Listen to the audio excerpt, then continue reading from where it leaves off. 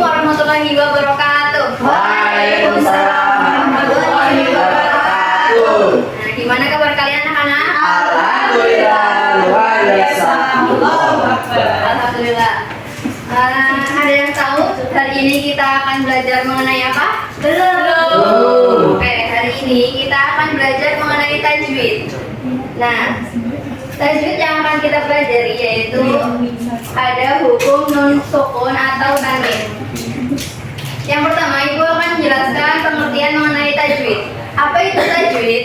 Nah, tajwid adalah istilah dari bahasa Arab yang secara harfiah memiliki makna melakukan sesuatu dengan indah atau bagus. Tajwid ini berasal dari kata jawada. Tajwid juga berarti mengeluarkan huruf dari tempatnya dengan memberikan sifat yang ada pada setiap huruf. Nah, secara garis besar, ilmu tajwid adalah ilmu yang mempelajari tentang bagaimana cara mengucapkan huruf-huruf yang ada di dalam kitab suci Al-Quran. Kemudian, apa sih hukumnya kita mempelajari ilmu tajwid? Nah, menurut Muhammad Mahmud, hukum mempelajari ilmu tajwid adalah fardu kifayah, yaitu kewajiban yang boleh diwakilkan oleh sebagian orang muslim saja.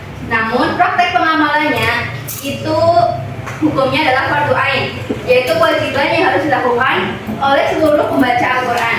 Nah, pada dasarnya membaca Al-Quran itu harus benar dan taktil, serta harus memahami waktu berhenti dan waktu harus melanjutkan bacaan. Oleh karena itu, supaya bisa membaca Al-Quran dengan baik, kita harus sungguh-sungguh dalam mempelajari ilmu tajwid. Kemudian kita masuk pada bab 2, yaitu hukum nun sukun atau tanwin. Di sini apa itu nun sukun atau tanwin? Nah, nun sukun adalah hukum nun yang ditandai dengan tanda sukun atau nun mati. Kemudian tanwin adalah sebuah harokat rangkap dengan tanda baca fathatain, kasrotain, dan domahtain. Yang ketiga adalah hukum nun sukun atau tanwin itu berlaku apabila ada sebuah bacaan nun sukun atau tanwin bertemu dengan salah satu huruf hijaiyah tertentu. Kemudian hukum nun sukun atau tanwin itu terbagi menjadi 5 macam, yaitu yang pertama idhar hawaki, yang kedua idhar biduna, yang ketiga idhar bilahuna, yang keempat iklab, dan yang kelima ikhfa hakiki. Kemudian setiap hukum bacaan nun sukun atau tanwin itu memiliki cara pelafalan atau pengucapan yang berbeda-beda. Oke, yang pertama kita masuk pada hukum bacaan idhar halki. Nah, idhar itu artinya jelas atau menjelaskan. Halki berasal dari kata hal yang artinya tenggorokan atau kerongkongan. Hukum bacaan idhar halki adalah apabila ada nun mati atau tanwin bertemu dengan salah satu huruf-huruf halki, maka dibaca jelas, yaitu terang, tidak samar, dan tidak mendengung. Nah, huruf-huruf idhar halki itu ada 6, yaitu ha, ha, ho, ain, ghain, hamzah. Nah, huruf-huruf ini disebut idhar halki karena makhraj atau tempat keluarnya huruf tersebut adalah kerongkongan. Bacaan idhar halki adalah jelas dan tidak mendengung.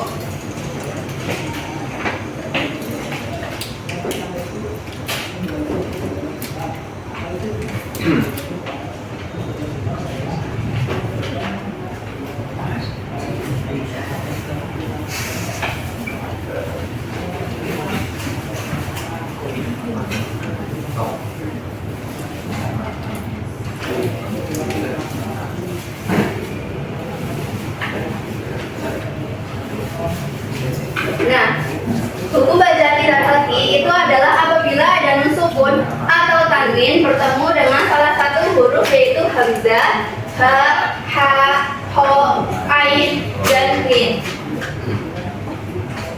Nah, di sini Ibu ada contohkan, yaitu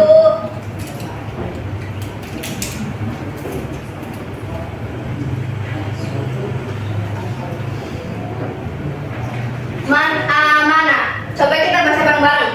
Man amana. Oke. Man amana bisa dibaca idhar karena ada nun sukun itu bertemu dengan huruf hamzah. Bisa dipahami anak-anak? Bisa. Oke. Hukum bacaan yang kedua adalah idgham bihuna. Idgham artinya adalah memasukkan atau mentasydidkan. Nah, bihuna itu berasal dari kata bi yang artinya dengan, dan huna yang artinya mendengung. Nah, bihuna dapat diartikan dengan mendengung. Jadi hukum bacaan idgham bihuna adalah apabila ada nun mati atau nun sukun atau tanwin bertemu dengan salah satu huruf-huruf idgham bihuna, maka dibaca dengan memasukkan atau dengan huruf sesudahnya atau ditasydidkan dengan mendengung. Nah, huruf-huruf idgham bihuna itu ada 4, yaitu ya, nun, mim, wawu.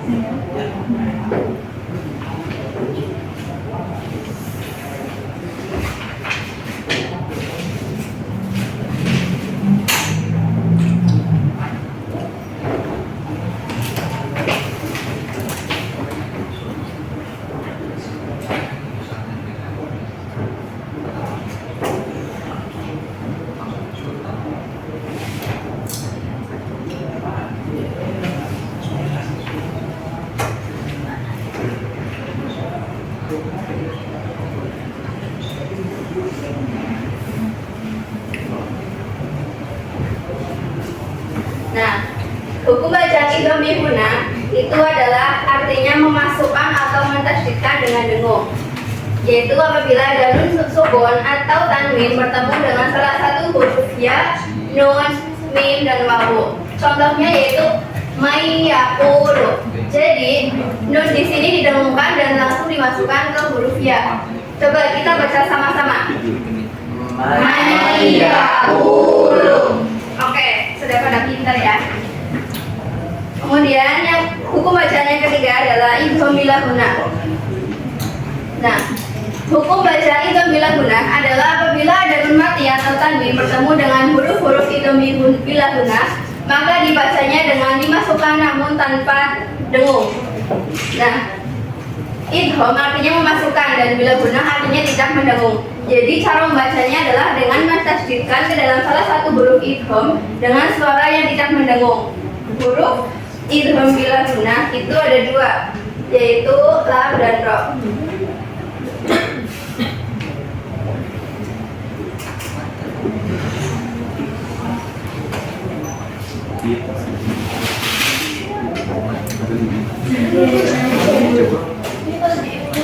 Di atas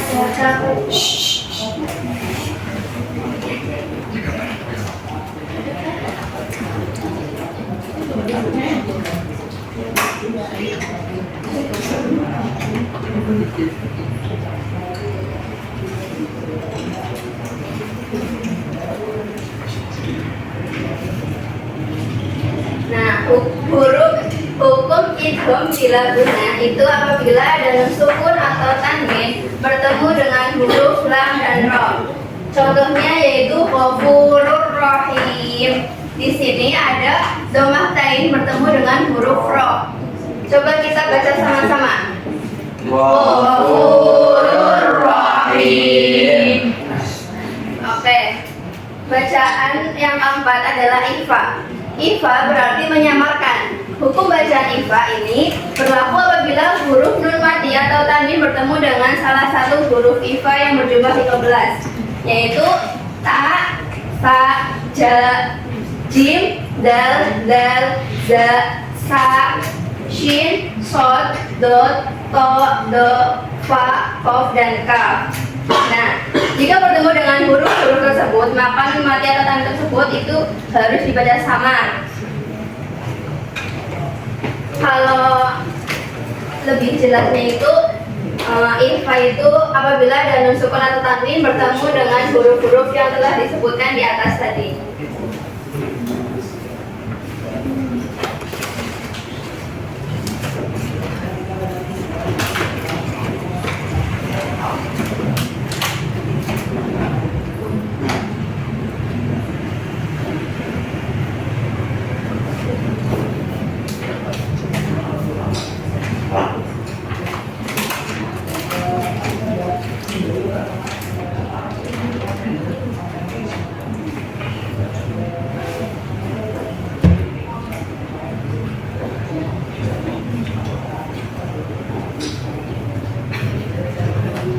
Nah, di sini contohnya ada yauma idil zurqa.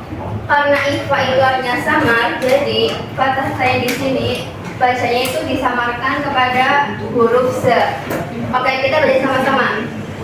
Yauma idzin syurra. Oke, yang terakhir adalah bacaan iqlab.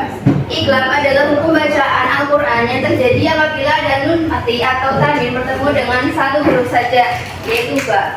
Di dalam bacaan iqlab ini, bacaan nun mati atau tanwin tidak lagi dibaca sebagai nun atau tanwin, tetapi berubah bunyinya menjadi huruf mim.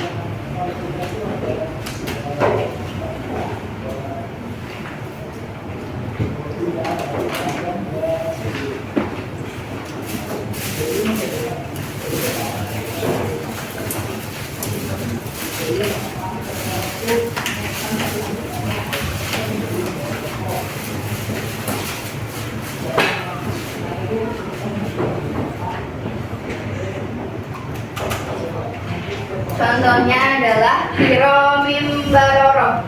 Di sini ada kasroh tain bertemu dengan huruf ba. Nah, bacanya itu ba-nya ini diganti dengan huruf mim. Jadi kiromim baroro. Coba kita baca dulu. Kiromim baroro. Oke.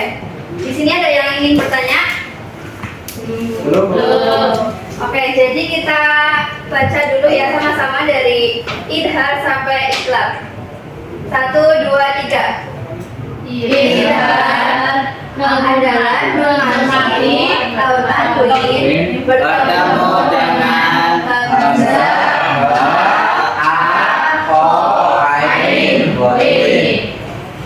dua adalah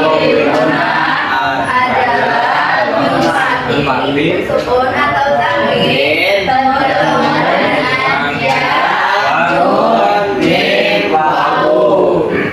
Ketiga,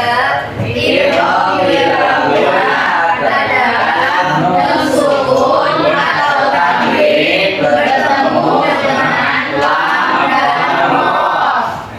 Yang keempat, adalah mensukun atau tanwin bertemu selain huruf yang disebutkan. Dan yang terakhir yang kelima, adalah mensukun atau tanwin bertemu dengan huruf ba. Oke, sudah pada pintar. Nah, di sini ibu punya soal yang berisi potongan ayat. Nah, ibu akan bagi kalian satu-satu. Nanti kalian cari hukum bacaan apa sih yang ada dalam ayat tersebut. Nah, nanti kalau udah ada yang tahu jawabannya, bisa maju ke depan, tuliskan ayatnya dan bacakan apa hukum yang ada dalam ayat tersebut.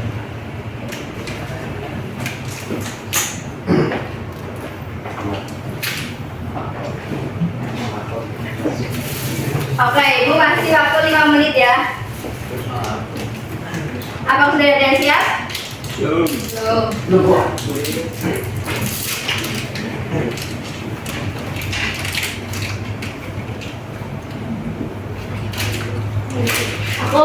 Oke, bisa. Masuk, ya. Tuliskan ayatnya, terus disebutkan hukum bacaannya. Serta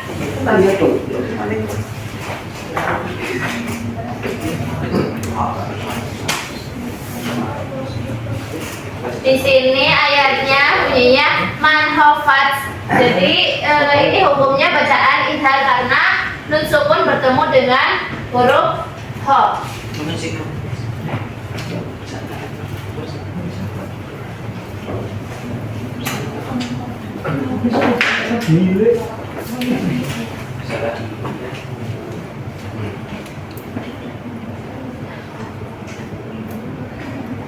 Oke, siapa yang sudah siap lagi? Saya, Bu. Oke.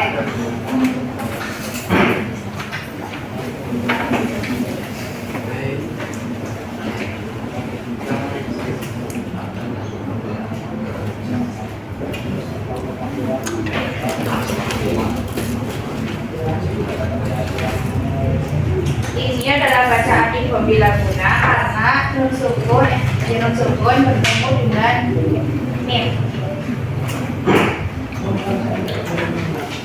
Selanjutnya siapa yang mau maju? Oke. Silakan.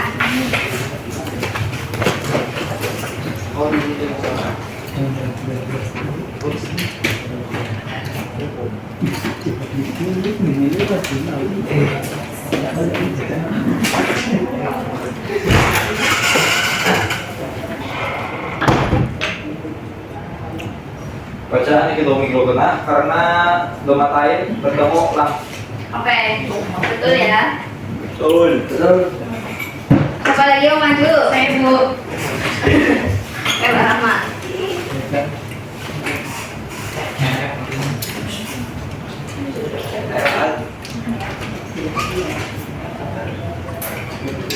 Boleh nggak?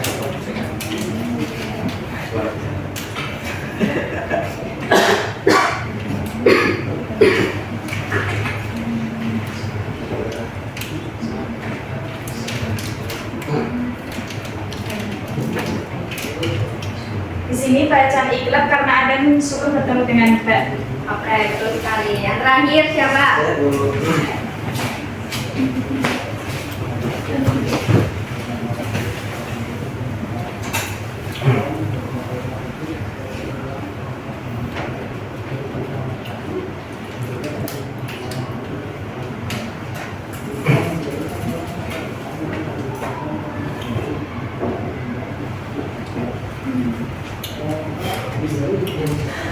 Ini bacaan ikhfa karena ada domatain bertemu dengan fa. Oke, terima kasih.